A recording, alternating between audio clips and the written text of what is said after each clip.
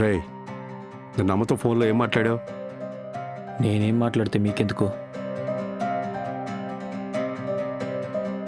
ఆయన మీ గురించి కాదులేండి. ప్రాబ్లం నీకు నాకు. అమ్మతో ఎందుకు ఇలా మాట్లాడతావు? మీ కోపం నా మీద. అమ్మతో ఎందుకు కొట్టిస్తారు? ఏంటి, నేను కొట్టించానా? ఎలా కనిపిస్తున్నాను నీకు?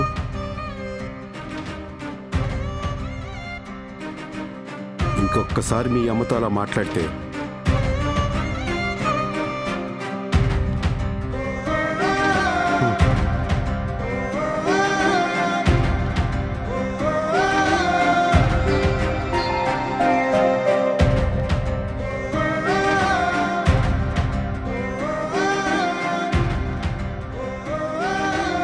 మా